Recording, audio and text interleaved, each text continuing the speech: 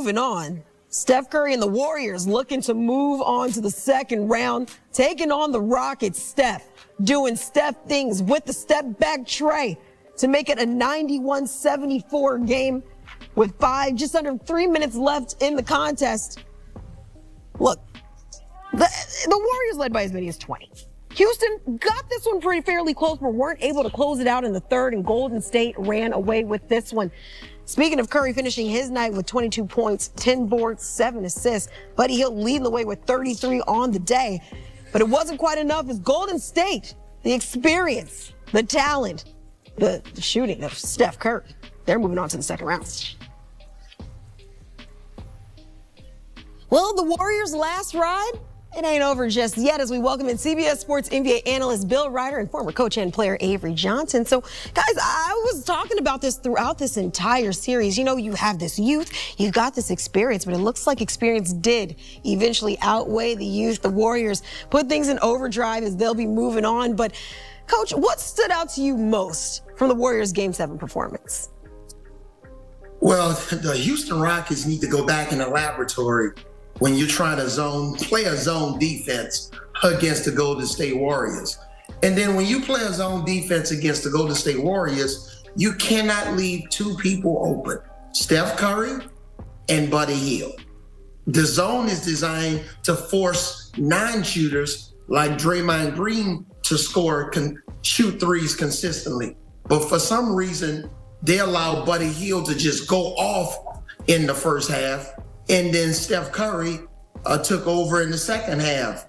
Steph Curry on their pick and rolls should have been trapped and re-trapped consistently. Somehow they allowed him to have shooting pockets and windows.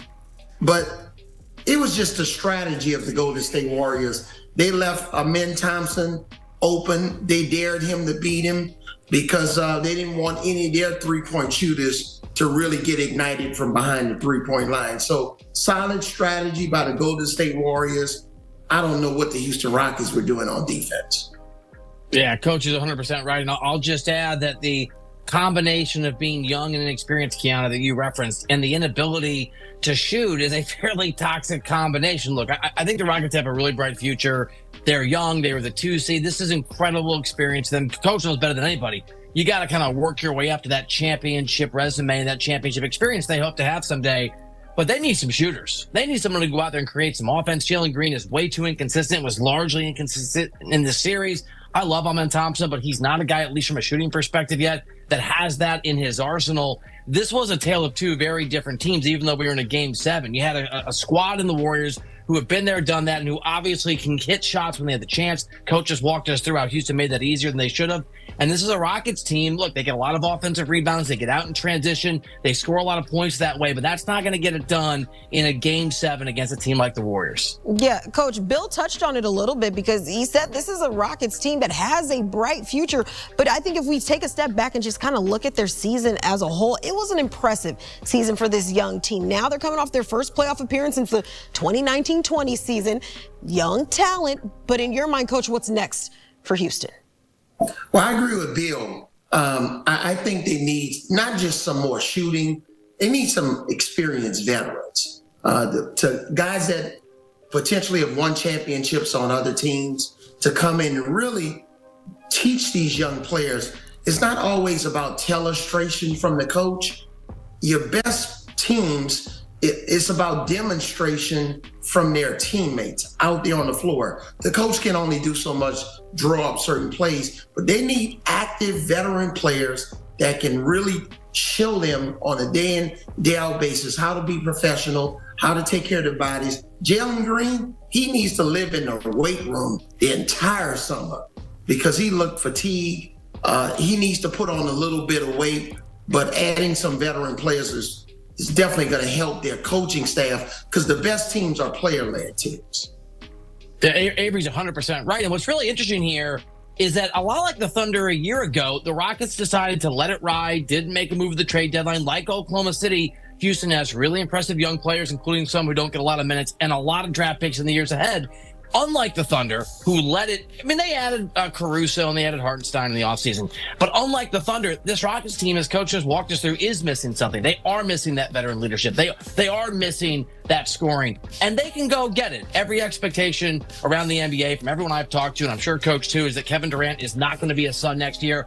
He's going to be on the market. The Rockets might want to be in on Kevin Durant. We don't know yet if Giannis Antetokounmpo is going to make himself available, but certainly there are people who think that's very, very possible. Maybe that's a closer that the Rockets want to be in on. The good news for Houston is that they want to. They have the ability to go out and get exactly what Avery just talked about. They can go out and they can be superstars or it can be middle of the road players, but they can go out and they can get help because they have the draft picks and they have the young players to do that if the front office is ambitious enough to do so in the offseason. I think, just talking to folks, I think they will be having gone out in the first round of the playoffs. I think they're going to see in this series, okay, we were good, we have a future, but we need to add the things Avery Johnson was just talking about. Yeah, absolutely. But now on the other side of this, we've got the Warriors moving on. We got this matchup against Anthony Edwards and this Timberwolves team. Golden State was 3-1 against Minnesota this season. That was without Jimmy Butler on the floor. So, Bill, how do you see? Give me your early projection. What are you looking for in this one? How is who the hell knows as an analysis? Is that good? Because I love both of these teams. So look, a little braggadocio here. I had the Warriors moving on, and I had the Timberwolves beating the Lakers. Minnesota's really good. Top 10 offense, top 10 defense. We know Anthony Edwards and what he's about, and we saw last year he levels up. He goes to another place, a better place in the postseason, in the playoffs. My sort of lean, the joke that a GM once told me is if you make a prediction of a team in 7, it actually means you don't know. So I'll go Warriors in 7 because I don't know. I mean, these are two really good basketball teams, and I'm not trying to disrespect in any way the Thunder. The Thunder are going to be the favorites whoever they play, but if the Thunder make the conference finals, whoever wins Warriors Timberwolves can beat them. I'm not saying they'll be favored, but both of these teams have an amazing ceiling, and they're so different because obviously the Warriors are led by Steph Curry. We saw that amazing second half where he just had 19 points. He's got that experience, the resume. He's won 4 championships. Anthony Edwards hasn't done that yet, but there's every reason to believe on the small sample size we've watched him that he will eventually. So, Kiana, I don't know, but I'll lean Warriors, and I can't wait to see who wins this thing. Well, I'm going to take the Timberwolves, and here's the reason why.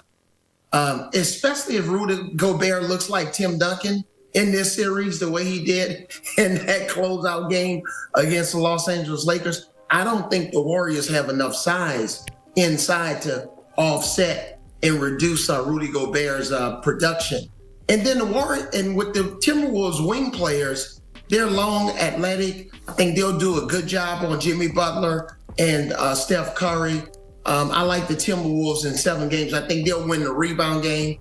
The additions of Rudy, not only Rudy Gobert, Julius Randle, and DiVincenzo from the Knicks, they were really important to the Minnesota Timberwolves. So I like Minnesota in 7 games. All right, we're on opposite sides of this one. Bill liking the Warriors in 7, Avery liking the Wolves in 7. But there's one fact that neither one of you guys brought up that I think is going to be very important, and maybe I could be very wrong. But the Warriors have played extra games, extra days. This is an older team. Meanwhile, the Wolves haven't played a game since Wednesday. They've been kicking their feet up. So will that also play into this series? It's yet to be determined, but I know we'll be here to talk about it. Bill Ryder, Avery Johnson, fellas, as always. Appreciate you guys stopping by.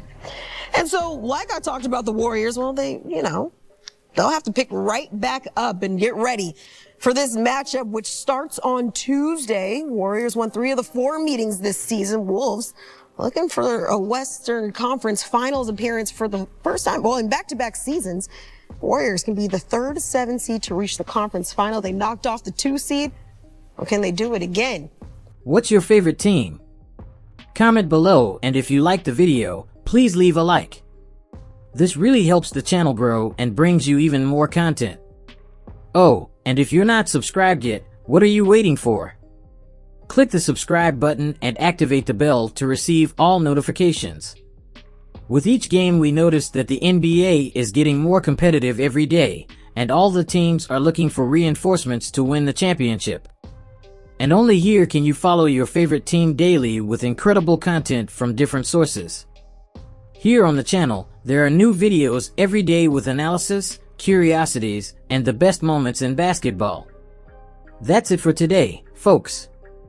Thanks for following along. The NBA doesn't stop, and neither do we. Until the next video. NBA, the passion that connects us.